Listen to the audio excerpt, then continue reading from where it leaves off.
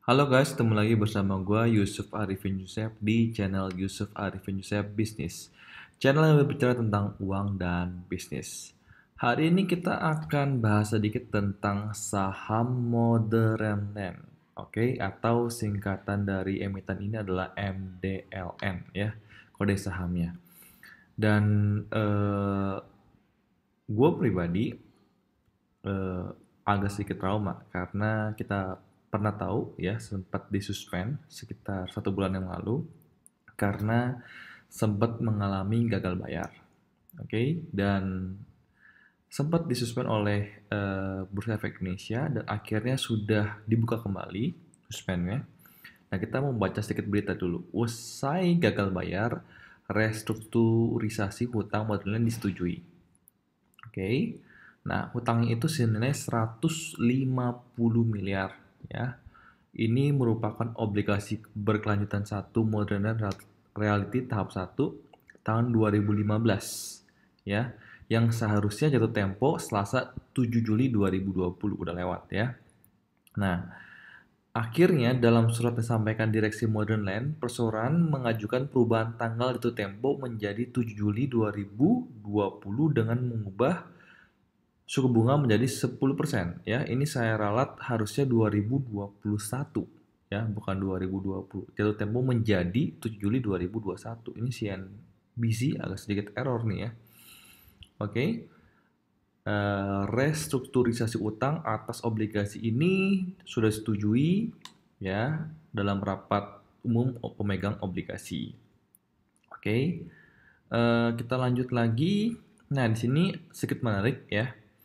Selain itu, skema restrukturisasi ini ada perubahan juga jaminan menjadi 200% dari jumlah pokok obligasi dengan penambahan jaminan tanah perseroan di Kota Modern, Tangerang, Banten. Nah, jadi jaminannya ini naik jadi 200% ya. Supaya karena udah pernah terjadi gagal bayar, jadi jaminannya dinaikin. Oke, ini ya. Ada berita lanjut lagi kita baca.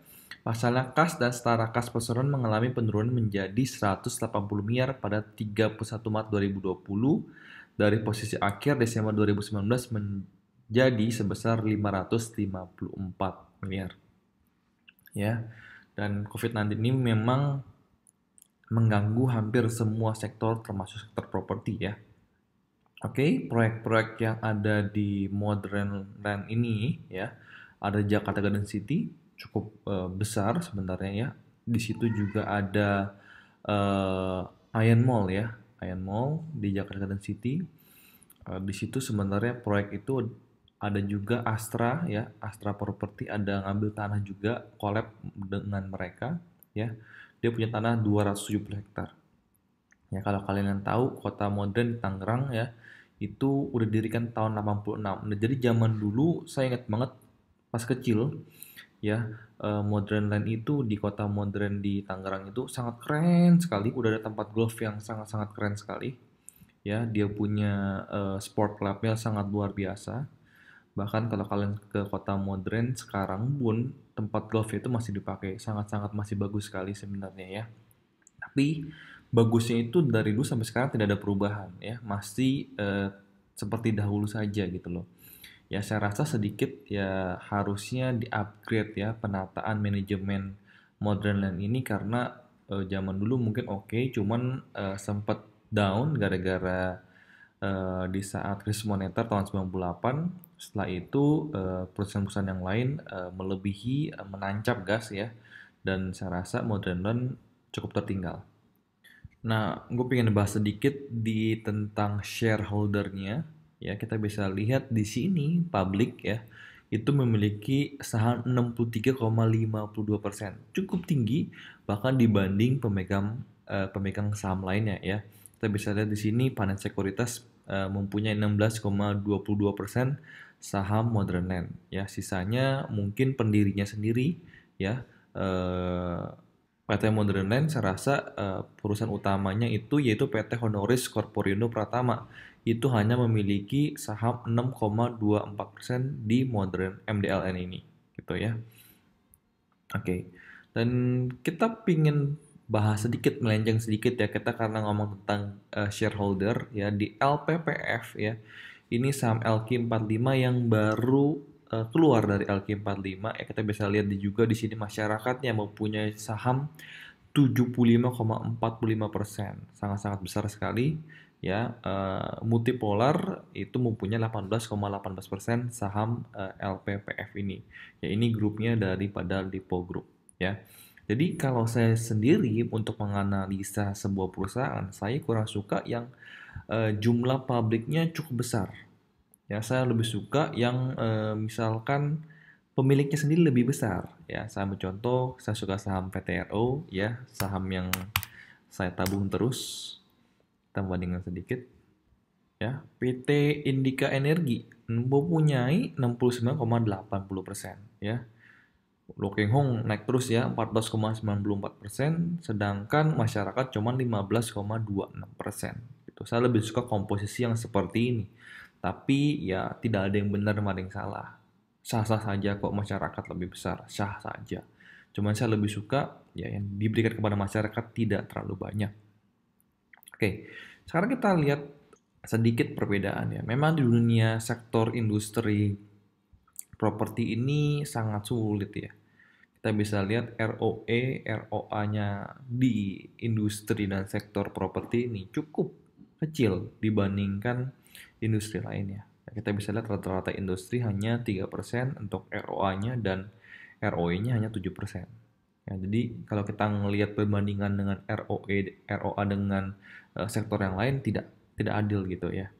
Nah, cuman saya rasa kalau memang Anda benar-benar ingin investasi di saham properti, saya menganjurkan beberapa uh, perbandingan gitu ya, karena ya siapa saya untuk menganjurkan Anda harus beli saham ini, saham itu gitu.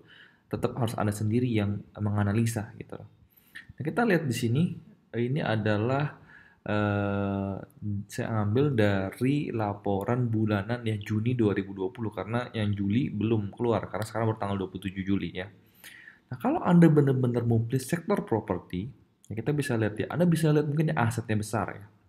Di sini ada APLN, ya, ada ASRI yang asetnya cukup besar, Sentul, ya Sentul ini nanti kita bahas belakangan ya, BSDE, paling besar kayak BSDE saya lihat ya asetnya. Karena tanahnya juga paling besar, ada 6.000 hektar kalau nggak salah. Ya, Ciputra juga cukup banyak. Kita pingin lihat juga Dimas ya, Intiland, ini beberapa mereka yang punya aset yang cukup besar. Lipo Karawaci ya cukup besar juga. Modern Land semua cukup besar nih ya. Kita pengen lihat perbandingkan dengan saham Pakuwon 26.000 ya, cukup besar juga. Oke, dan semua rekon 25.000. Jadi kalau Anda pingin pilih saham properti di sini ada 72, cukup banyak. Ya termasuk ya saham Trin yang baru masuk nih ya. Laporan keuangannya belum terlalu kelihatan. Jadi kalau saya pilih, pasti saya pilih aset yang terbesar dulu. Cuman apakah aset besar bagus? Belum tentu. Ya, saya ambil contoh misalkan di Pokarawaci ya, asetnya besar. Kita lihat di Pokarawaci asetnya besar. Cuman saya nggak suka. Kenapa? Karena di sini juga dia punya ROA dan ROE-nya minus. Udah di industri ini kecil minus lagi. Ya, ngapain gitu? Masih banyak. Ada beberapa saham lagi yang lebih bagus daripada Lipo Karawaci menurut saya. Contohnya lagi mungkin Sentul ya. Asetnya juga besar, cuman uh, dia sudah menjadi penghuni Gojek atau 50 ya.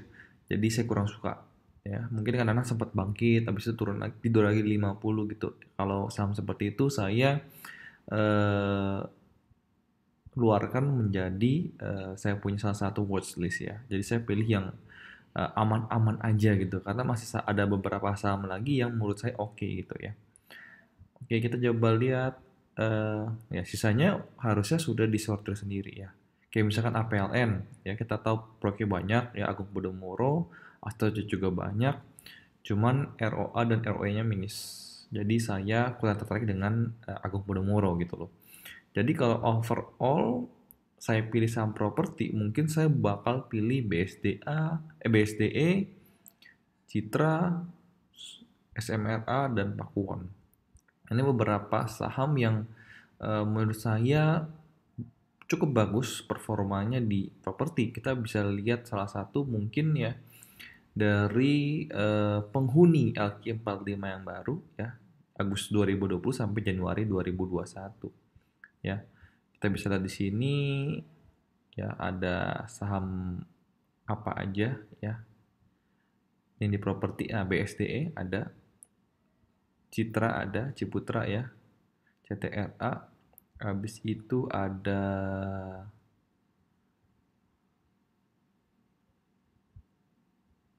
Pakuwon juga ada, Summarecon juga ada. Jadi ya itu udah membantu kita mensortir lagi gitu loh.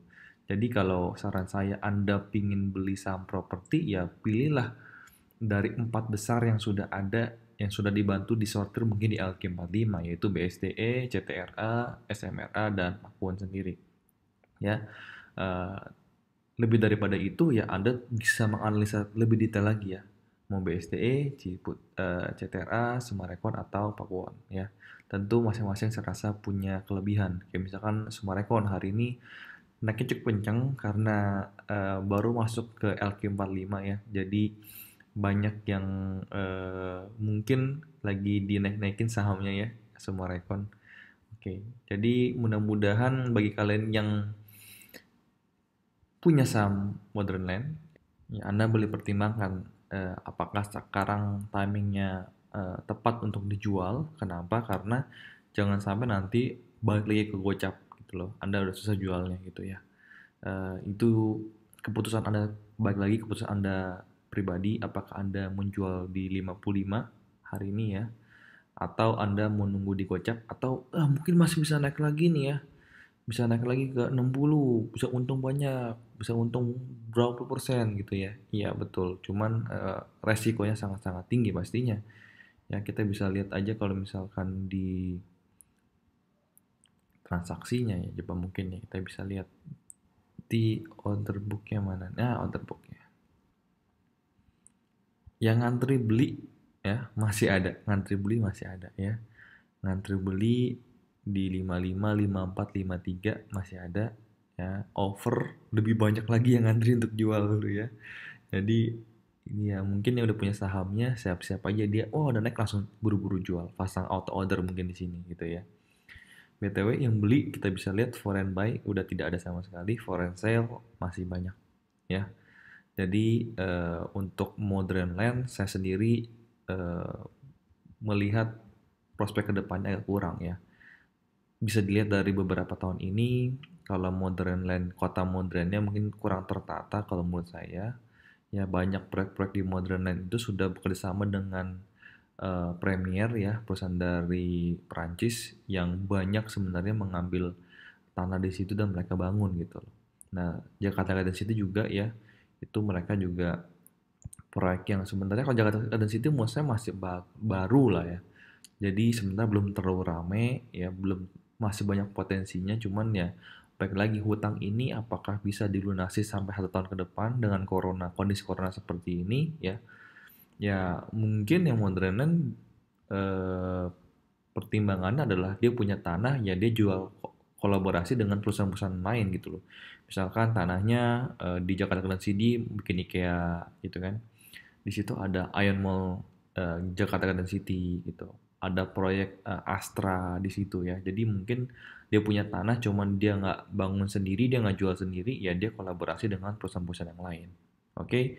Cuman kalau investasi ke perusahaannya sendiri, saya di saham properti ya balik lagi ke pilihan 4 besar itu saya lebih tertarik daripada Modern Land. Oke, mudah-mudahan analisa saya bisa membantu kalian apabila kalian ingin masuk ke saham Modern Land atau kalian ingin jual ke saham Modern Land juga. Dan share video ini ke teman-teman bagi menurut kalian yang membutuhkan. Dan jangan lupa untuk support saya dengan tekan tombol subscribe dan belnya ditekan agar apabila saya keluar video baru kalian bisa langsung ternotifikasi. Sampai ketemu di video berikutnya. Bye-bye.